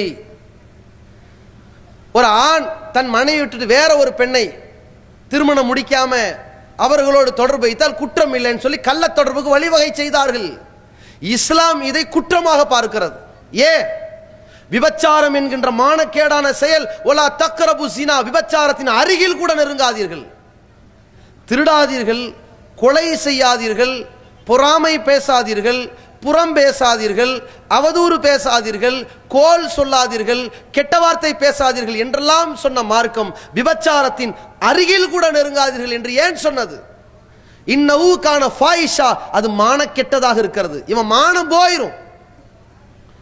வஸா சபீலா, தீய வழியாக இருக்கிறது, நல்வழி அல்ல. இவனுக்கு தீங்கு, இவன் குடும்பத்திற்கு தீங்கு, இவனுடைய சந்ததிகளுக்கு தீங்கு, இவனுடைய மான மரியாதைக்கு கேவலம், இவனுக்கு பிள்ளையாக பிறந்து விட்டோமே என்று பிள்ளைகளுக்கு கேவலம், இவனை பெத்த ஆளாக்கணுமே என்று பெத்த தாய் தகப்பனுக்கு கேவலம், இவனுக்கு போய் நம்ம வாக்கப்பட்டோமோ என்று மனைவிக்கு கேவலம், இவன் குடும்பத்தில் பொண்ணு எடுத்தோமே பொன் கொடுத்தோமே என்ற குடும்ப உறவுகளுக்கு கேவலம். எவ்வளவு மானக்கேடா இருக்கிறது பார்த்தீங்களா? இதான் விபச்சாரம். அதனால தான் இஸ்லாம் அது தடுக்குது. விபச்சாரத்தை பொறுத்தவரை திருமணம் ஆகாதவன் செஞ்சான் வைங்க, அவன் அது போன்ற ஆசாபாசத்தில் தவளப்பட்டு விழுந்து விட்டான், அவனுக்கு 100 கசையடி கொடு. அல்லாஹ் ரப்புல் ஆலமீன் படைத்த இறைவன் இது போன்ற குற்றங்களுக்கு வழங்கப்படுகிற தண்டனைகளின் பொழுது ஒரு வார்த்தையை சொல்கிறான், வலா தௌஹுதுக்கும் பிஹிமா ரஃபத்துன் ஃபீ தீனில்லாஹ், அல்லாஹ்வுடைய மார்க்க சட்டத்தை நீங்கள் நிறைவேற்றுகிற பொழுது உங்கள் உள்ளத்திலே இரக்கம் வந்து விடக்கூடாது. திருடுனா கையை வெட்டுவீங்களே, விபச்சாரம் செய்தால் திருமணம் ஆகாதவன் செஞ்சா 100 சவுக்கடி கொடுப்பீங்களே, திருமணம் ஆனவன் விபச்சாரம் பண்ணா அவனை கொல்வீர்களே, அந்த செயலை செய்கிற பொழுது உங்களுக்கு இரக்கம் வரக்கூடாது. ஏன்? எப்படி சொல்றா? இன்குன்தும் தூமினூன பில்லாஹி வல் யௌமில் ஆகிர், நீங்கள் அல்லாஹ்வையும் இறுதி நாளையும் நம்புபவர்களாக இருந்தால் உன் உள்ளத்துல இரக்கம் வரக்கூடாது, பரிதாபப்படக்கூடாது. குற்றவாளிக்கு என்ன பரிதாபம்ங்கிற? ஏன்? குற்றம் செய்தவனை பார்த்து பரிதாபப்படாத, அவன் என்ன வேலை பார்த்து இருக்கிறான் அதை பார்த்து பரிதாபப்படு. ஒருத்தன் விபச்சாரம் பண்ணிட்டான்னா அவனுடைய மனைவி எவ்வளவு ஏமாற்றப்பட்டால் அவளை நினைச்சு கவலைப்படு. எந்த அளவுக்கு நாங்க நம்ம சமுதாயத்தில் இப்ப உதாரணத்திற்கு ஒரு பார்வை வருகிறது. ஒரு ஊர்ல ஒரு பள்ளிக்கூட வாத்தியார் விபச்சாரம் பண்ணான்னு வைங்க, ஒரு மாணவிட்ட ஒரு சேட்டையை பண்ணிட்டாருன்னு வைங்க, ஊரு கூடி அடிக்கிறாங்க. ஏன்? ஒழுக்கத்தை போதிக்க வேண்டிய நீ செய்யலாமா? அப்படி கொந்தளிக்கிறாங்க. செய்யறாங்களா இல்லையா? ஒரு மதகுரு செய்யறாருன்னு வைங்க, நித்யானந்தா இது போன்ற காம சேட்டையில் ஈடுபட்டாரு, இப்ப தப்பிச்சு ஓடி போயிட்டாரு, இவருக்கு வெளிநாடு அனுப்பி வச்சிட்டாங்க மத்திய அரசு என்றெல்லாம் கொந்தளிக்கிறாங்கல்ல. ஏன் கொந்தளிக்கிறாங்க? மத போதகர்னா யாரு? ஒழுக்கத்தையும் கட்டுப்பாடையும் நேர்மையையும் இறையச்சத்தையும் போதிக்கிற இடத்துல உட்கார்ந்துக்கிட்டு இவன் பண்ண சேட்டை என்ன இப்படி நினைக்கிறானா இல்லையா? அவனுக்கு கடும் தண்டனை வழங்கணும்னு பேசுறானா இல்லையா? ஒரு பாதிரியார் செஞ்சா விடுவானா? ஒரு ஆன்மீக தலைவர் ஒரு அஜர்த்து பண்ணிட்டாரு, ஊர்ல அவர் பெரிய ஆளு, விடுவாங்களா? அத நாரடிச்சிட மாட்டாங்க. ஏன்? அவர்கள் ஒழுக்கத்தை போதிக்கிற இடத்துல இருக்கிறவங்க, அவர்கள் செய்தால் அது எவ்வளவு பெரிய குற்றம் என்பது போன்ற ஒரு பார்வை இருக்குதே. அதே நபர்கள் தன் குடும்பத்தில் உள்ளவர்களா இருந்தா அப்படியே பதுங்கிடுறான். என்ன பேசுறான்?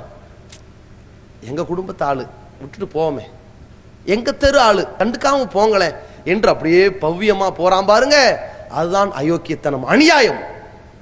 யார் செய்தாலும் குற்றம், தன் குடும்பத்தில் செய்தாலும் கூட சி போய் என் குடும்பத்தில் அதை கேடுகட்ட இந்த வேலை பார்த்திருக்கானே என்று வெட்கப்படலாமே தவிர அவனுக்கு தண்டனை வழங்க வேண்டும் என்று முன்னுரிமையோடு பேச வேண்டும். அதான் இறையச்சம். இறைவன் அழகான முறையில் சட்டத்தை பிறப்பித்திருக்கிறான். இந்த தண்டனை நிறைவேற்றுகிற பொழுது நாம் யாரை பார்த்து பரிதாபப்பட வேண்டும்? பேசுறாங்களே கொடுமையான கையை விட்டு தண்ணி, அடடா கண்ணை பார்க்க முடியலன்னு, நீ அதை பார்க்காத. ஏடிஎம் மிஷின்ல பணத்தை, சம்பாத்தியத்தை, அல்லது தன்னுடைய குடும்பத்திற்கு மருத்துவத்திற்கான காசை, அல்லது தன்னுடைய பிள்ளைக்கு பீஸ் கட்டுறது காசை, அல்லது தன் தாய்க்கு கொடுக்க வேண்டிய காசை, அல்லது தன் மனைவிக்கு கொடுக்க வேண்டிய காசை, அல்லது வாங்கிய கடனை அடைக்க வேண்டிய காசை, ஏதோ ஒரு அவசிய காசை பேங்க்ல இருந்து தன் பணத்தை எடுக்க போனவன தனியா கத்திய காட்டி மிரட்டி அவன் இருக்கிற பணத்தை பறிச்சு அவன் அங்கேயே கொள்றானே, அப்ப ஏற்பட்ட கொடுமையை பார்த்து பரிதாபப்படு. இவனை பார்த்து கோவப்படு. இவனுக்கு வழங்குற தண்டனையை பார்த்து பரிதாபப்படாத.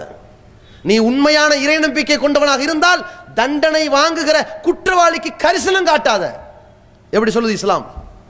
இந்த நேர்மை இருக்கணும், இந்த நீதி இருக்கணும், இந்த நியாயம் இருக்கணும். அப்ப எதனால் இது சொல்லப்படுகிறது? அந்த குற்றத்தால் பாதிக்கப்பட்ட பாதிப்புகளை பாருங்க, அதற்காக பரிதாபப்படுங்க. ஒருத்தர் விபச்சாரம் பண்ணிட்டான்னு வைங்க, அதனால் என்னெல்லாம் பாதிப்பு வருகிறது. ஒரு ஊர்ல ஒரு பள்ளிக்கூட வாத்தியார் அதை செஞ்சுட்டாருன்னா அத்தனை மாணவிகள் மேல சந்தேகம் வர ஆரம்பிக்குதா இல்லையா? அந்த பள்ளிக்கூடத்தில் நம்ம பிள்ளைய படிக்க வைக்கலாமா என்று பள்ளிக்கூடமே டேமேஜ் ஆச்சா இல்லையா? சக ஆசிரியர்களுக்கெல்லாம் கேவலமாச்சா இல்லையா? இந்த அயோக்கியம் பண்ண காரியத்திற்கு எங்களை எல்லாம் மக்கள் என்ன நினைப்பாங்களோ நினைப்பானா இல்லையா? ஒரு பள்ளிக்கூட வாத்தியார் இந்த காரியத்தை பண்ணிட்டான்னா அடுத்த அந்த பள்ளிக்கூடத்தினுடைய 10-20 ஆண்டுகால உழைப்பு சேதமாச்சா இல்லையா? ஒரு மருத்துவமனையில் ஒரு டாக்டர் தப்பான ட்ரீட்மெண்ட் கொடுத்தா மருத்துவமனை டேமேஜ் ஆச்சா இல்லையா? அந்த பாதிப்பை பாரு. ஒரு குடும்ப தலைவன் இந்த அசிங்கத்தை பண்ணிட்டான்னு சொல்லி அவனுடைய மனைவி எவ்வளவு வேதனைப்படுவாள், மனைவிக்கு எவ்வளவு பெரிய துரோகம் நடந்திருக்கிறது. அந்த மனைவிக்கு ஏற்பட்ட இழிவை பார்த்தீர்களா? அவருடைய பிள்ளைகள் 4 பேர் முன்னாடி தலை நிமிர்ந்து நிற்க முடியுதா? எங்க அப்பா ஒழுக்கமானவன் சொல்ல முடியுதா? அவனுடைய மற்றவர்கள் சந்ததிகள் யார் முகத்திலாவது முழிக்க முடியுதா? இவ்வளவையும் யோசிச்சு ஒருத்தன் இந்த தப்பை செய்யலாமா? முதல்ல அவ்வளவு கேடுகட்ட கேவலமான ஒரு செயலை, விபச்சாரத்தை இன்றைக்கு சமுதாயத்தில் கடைவிரித்திருக்கிறார்கள். சர்வசாதாரணமாக அதில் மூழ்கி திளைக்கிறார்கள். அதனுடைய விளைவு இன்றைக்கு என்ன? நம்ம நாட்டில் அதை தள்ளுபடி பண்றான். விபச்சாரம் பெருகும், எய்ட்ஸ் நோய் பெருகும். இந்த நாடு எய்ட்ஸ் நோயில தான் வல்லரசாகும், வேற எதுலயும் ஆகாது. நல்லா பாத்துக்குங்க. இவனுங்க சட்டம் போடுறாங்க, விபச்சாரத்தை அழிக்கிறதுக்கு சட்டம் போடுங்கன்னு பார்த்தா விபச்சாரத்தை நோய் வராமல் செய்வது எப்படிங்கிற வழிமுறை சொல்றாங்க. எவ்வளவு கேவலமானவர்கள். இந்த நேரத்தில் நீங்க யோசிச்சு பாருங்க, உங்க குடும்பத்தில் இப்படி இருந்தால் ஏற்றுக்கொள்ளலாமா நீங்க? அப்ப நம்முடைய குடும்பம் ஒழுக்கமான குடும்பமாக, பாதுகாப்பான குடும்பமாக, நம்முடைய உயிர் உடைமை மானம் எந்த பாதிப்புக்கும் ஆளாகாத குடும்பமாக இந்த சமூகத்திலே நிம்மதியாக வாழ வேண்டும் என்றால் சட்டம் ஒழுங்கு மிக தெளிவாக மிக பலமாக இருக்க வேண்டும், கடுமையாக இருக்கணும். உலகத்திலேயே இன்றைக்கு பாருங்கள், சவுதி அரேபியா நாடு குற்றவியல் சட்டத்தை எல்லாம் ஓரளவு, எனக்கு முன்னாடி சொன்னாங்களா இல்லையா, குர்ஆனுடைய சட்டங்கள், ஹதீஸுடைய சட்டங்கள், இஸ்லாம் போதித்த சட்டங்களை நீங்க காவாசி பின்பற்றுங்க எங்கேயோ போயிருவீங்கன்னு. காவாசி பின்பற்றுகிற சவுதி நாடு என்ன பேர் வாங்கி இருக்கிறது? உலகத்திலேயே பாதுகாப்பு மிக்க நாடுகளில் முதன்மை இடத்தை பிடித்திருக்கிறது.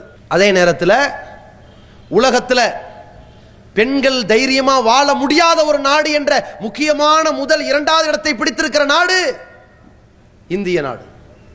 ஏன்? சட்டம் அந்த லட்சணத்தில் இருக்கிறது. யாரெல்லாம் இஸ்லாத்திற்கு எதிரிகளாகவே நம் நாட்டில் இருக்கின்றார்களோ அந்த பாஜகவுடைய மூத்த தலைவர்கள் எல்லாம் நாட்டில் நடைபெறுகின்ற ஒவ்வொரு கேவலமான செயல்கள், கொடூரமான செயல்களுக்கு இறுதியில் ஒன்றை சொல்வார்கள், அரபு நாட்டு சட்டம் வேண்டும் என்பார்கள். அந்த அரபு நாட்டு சட்டம் எது? நபிகள் பெருமகனார் இடத்தில் அதீ பின் ஹாத்திம் என்கிற சஹாபி சொன்னார், அல்லாஹ்வின் தூதரே, சட்டம் ஒழுங்கு இல்ல, வழிப்பறி ஜாஸ்தியாக இருக்கிறது என்றார்கள். நபிகள் நாயகம் சொன்னார்கள், அதியே உனக்கு வாழ்நாள் காலம் நீடித்திருந்தால் ஒரு காலம் வரும், இதே சனா என்கிற ஊரிலிருந்து ஹலரமௌத் என்கிற ஊர் வரை ஒரு குடும்பத்து பெண் தன்னந்தனியாக ஒட்டகத்திலே பயணித்து வருவாள், அல்லாஹ்வை தவிர அல்லது வனவிலங்கிலே ஓநாயை தவிர வேறு யாருக்கும் பயப்பட மாட்டாள். சட்டம் ஒழுங்கு சீராக இருக்கும் என்றார்கள். அதீ பின் ஹாத்திம் சொன்னார், அது சீராக அமைந்தது என்று.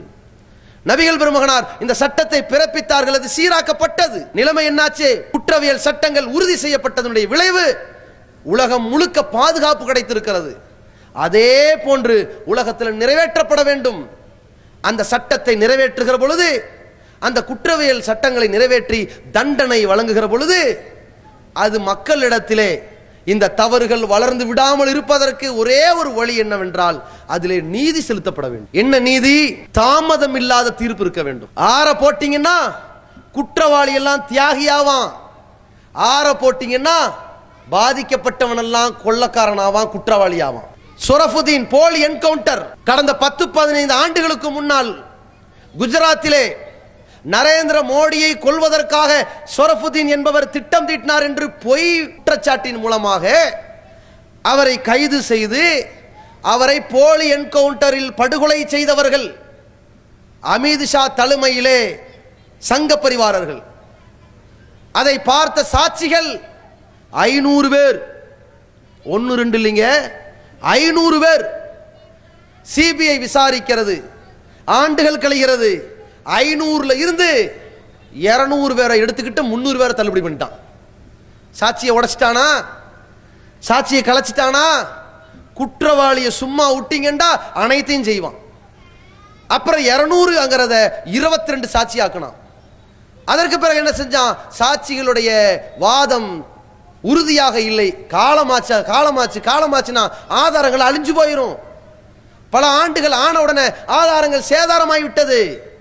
கடைசியில அமித் ஷா உள்ளிட்ட தலைவர்கள் நிர்வராதி என்று விடுதலை செய்யப்பட்டார்கள்.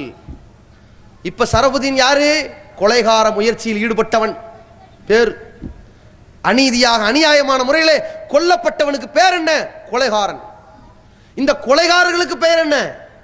தியாகிகள். நம்ம நாட்டை பார்த்தீங்களா? ஒரு நீதிபதி இந்த குற்றவாளியை அமித் ஷாவை அழைக்கிறார், நீ கோர்ட்டில் ஆஜராக வேண்டும் என்று சம்மன் அனுப்புகிறார். அமித் ஷா அழைக்கப்பட்டும் அவர் வரவில்லை. வராவிட்டால் பிடிவாரண்ட் போடுவேன் என்றார் நீதிபதி லோயா. அதோடு அவர் போய் சேர்ந்துட்டார். கொல்லப்பட்டாரா, விஷம் குடித்தே செத்து விட்டாரா, அது ஒரு வழக்கு. இதுதான் நம் நாடு. சட்டத்தை வைத்து தீர்ப்பளிக்கிறவனுக்கே உயிருக்கு உத்தரவாதம் இல்லை. அதான் நம் நாடு. இப்ப குற்றவியல் சட்டத்தை, இஸ்லாமிய சட்டத்தை கொண்டு வந்து பிறப்பிச்சு பாருங்க. யாராக இருந்தாலும் நீதமான தீர்ப்பு எப்படி இருக்க வேண்டும்? இஸ்லாத்தை பொறுத்தவரை குற்றத்தை உறுதி செய்வதற்கு பல வழிகளை வைத்திருக்கிறது. ஒன்று, சாட்சிகள் மூலமாக குற்றம் நிரூபிக்கப்படும். அல்லது குற்றவாளியே சொல்வான், சாட்சியை கூப்பிடாதீங்க, நான் ஒத்துக்கிறேன், செஞ்சது தப்பு, உண்மையாம்பா, உடனே தண்டனை நிறைவேற்றப்பட்டு விட வேண்டும். ஏன்? குற்றவாளி அப்பொழுதுதான் கதிகலங்கி நிற்பான். கொஞ்சம் குளிர் விட்டுச்சுன்னு வைங்க, அவன் தியாகியை போன்று மக்களிடத்திலே மாறுதட்ட தொடங்குவான். அதுதான் இஸ்லாமிய மார்க்கம் என்ன செய்கிறது? யாராக இருந்தாலும் ஏற்றத்தாழ்வு பார்க்காதே, வளைந்து நெளிந்து போகாதே. வலவ் அன்ன ஃபாத்திமா பின்த் முஹம்மத், முஹம்மதுடைய மகள், இந்த தூதர் முஹம்மதுடைய மகள் ஃபாத்திமா திருநாளும் லக்கத்தஅத்து யதஹா, கையை துண்டிச்சிருவேனாங்க ரசூலுல்லாஹ். எதற்காக இது? நீதமும் நேர்மையும் நியாயத்தையும் தன் குடும்பத்திலிருந்து தொடங்குங்கள், தன்னிடமிருந்து தொடங்குங்கள். யாராக இருந்தாலும் தவறுக்கு தண்டிக்கப்படுவார்கள் என்று சட்டத்தை நிலைப்படுத்துங்கள். அந்த அடிப்படையில் இன்றைக்கு தமிழ்நாடு தௌஹீத் ஜமாத் என்கின்ற இயக்கம் இது இஸ்லாமிய குற்றவியல் சட்டத்தை நிறைவேற்றுகிற நாட்டில் இல்லை. அந்த ஆட்சியையும் நாங்கள் நடத்தல. இருந்தாலும் கூட ஒரு மனிதனுக்கு ஊறு விளைவிக்கின்ற, தன்னைத்தானே நாசப்படுத்துகின்ற சமூக கொடுமைகளிலே இந்த ஜமாத்தில் உள்ளவர்கள், பேச்சாளர்களோ அல்லது நிர்வாகிகளோ யாராவது ஈடுபட்டார்களே ஆனால் அவர்கள் மீது ஏதோ எங்களால் முடிந்தது, அவர்களை கட்டி வைத்து இடுப்பு வரை குழியை தோண்டி ஊர் முழுக்க 4 கிளையை கூட்டு நிற்க வைத்து கல்லறிந்து மரண தண்டனை எங்களால் கொடுக்க முடியவில்லை. சரி, வேறு வழி இல்லை, என்ன பண்ணலாம்? அவர்களை நாங்கள் நீக்கத்தான் முடிந்தது. மக்களிடத்திலே அது போன்ற விஷக்கிருமிகளை அம்பலப்படுத்தத்தான் முடிந்தது. எதற்காக இதை சொல்லுகிறோம் என்றால், குற்றங்களை பொறுத்தவரை அதை நீங்கள் வெறுக்கின்ற வரைக்குத்தான், அதை எதிர்க்கின்ற வரைக்குத்தான் நாம் நன்மையில் இருக்க முடியும். அது இறையச்சத்தை மேம்படுத்தும். குற்றங்களை நீங்கள் பரஸ்பரமாக்கினால் நீங்கள் பெரிய குற்றவாளியாக இருப்பீர்கள். அல்லாஹ் ரப்புல் ஆலமீன் சொல்லுகிறான், கத் நஸ்ஸல அலைக்கும் ஃபில் கித்தாப், இந்த வேதத்தில் நாம் இறக்கி வைத்திருக்கிறோம், அனிதா சமயத்தும் ஆயாத்தி, என்னுடைய வசனங்கள் யுக்ஃபரு பிஹா வ யுஸ்தஹ்ஸு பிஹா, நிராகரிக்கப்பட்டால் அல்லது கேலிப்படுத்தப்பட்டால், இந்த வசனங்களுக்கு மாற்றமாக அந்த மக்கள் நடைபெற்றால், அப்படிப்பட்ட மக்களோடு நீங்கள் இருக்காதீர்கள். நீங்கள் இருந்தால் இன்னக்கும் இதம் மிஸ்லுகும், நீங்க அவங்கள மாதிரி. ஒருத்தன் விபச்சாரம் பண்றான், ஒருத்தன் கள்ளத்தொடர்புல இருக்கிறான், ஒருத்தன் காமச்சேட்டில் இருக்கிறான், அல்லது ஒருத்தன் திருடுறான், அல்லது ஒருத்தன் கொள்ளையடிக்கிறான், நீங்க அவனுக்கு வக்காலத்து வாங்கி நின்னீங்கன்னா நீ அவங்கள சேர்ந்தவன். நான் அதை செய்யவில்லையே, நீ அதை ஆதரிப்பவனாக இருக்கிறாயே. அல்லாஹ் ரப்பல் ஆலமீன் பிறகு சொல்கின்றான், இறை நிராகரிப்பாளர்களையும் நயவஞ்சகர்களையும் ஒரே அடியா நரகத்தில் சேர்த்துருவோங்கிறான். குற்றவாளிகளுக்கு ஆதரவாக நின்று விடாதீர்கள். தெளிவாக புரிந்து கொள்ளுங்கள். இந்த மார்க்கம் சொல்லுகிற குற்றவியல் சட்டம் இதுதான். இஸ்லாத்தை பொறுத்தவரை இந்த குற்றவியல் சட்டம் தன்னுடைய குடும்பத்தில் யாராவது குற்றம் செய்தால் மட்டும்தான் பாதிப்பாக பாரதூரமாக பார்ப்பார்கள். ஒரே ஒரு அளவுகோலை வைத்து விடுங்கள், இந்த உலகம் நிம்மதியாக வாழ வேண்டும், அவர்களில் ஒவ்வொரு மனிதனுடைய உயிர் பாதுகாப்புக்குள்ளது, புனிதமானது, அவனுடைய உடைமை, அவனுடைய மான மரியாதை பாதுகாக்கப்பட வேண்டும் என்றால் இந்த குற்றவியல் சட்டம் மிக கடுமையானதாக இருக்க வேண்டும். அதுதான் ஒட்டுமொத்த உலகத்தையும் அமைதி பூங்காவாக மாற்றுவதற்கு ஏற்ற சட்டம் இந்த இஸ்லாமிய சட்டம், இந்த திருக்குர்ஆனுடைய சட்டம் என்று சொல்லி, இந்த சட்டத்தின்படி எங்களால் ஆட்சி செய்ய முடியாத ஒரு நாட்டிலே நாங்கள் இருந்தாலும் கூட இங்கே ஆளுகின்ற கட்சிக்காரர்களுக்கு நாம் சொல்கிறோம், அரசியல் சாசன சட்டங்கள், பலதரப்பட்ட மாறுதலுக்கு உட்பட்ட சட்டங்கள், அவ்வப்போது மாற்றிக்கொண்டே இருக்கின்ற சட்டங்கள், நீதிமன்றங்கள், நீங்கள் குற்றங்களை குறைப்பதற்காக, அதை அடியோடு அழிப்பதற்காக குர்ஆனிய சட்டத்தை ஈபிகோ சட்டமாக சட்டமேற்றும்படி உங்களை கேட்டுக்கொண்டு இந்த உரையை நாம் நிறைவு செய்கின்றோம். அல்லாஹ்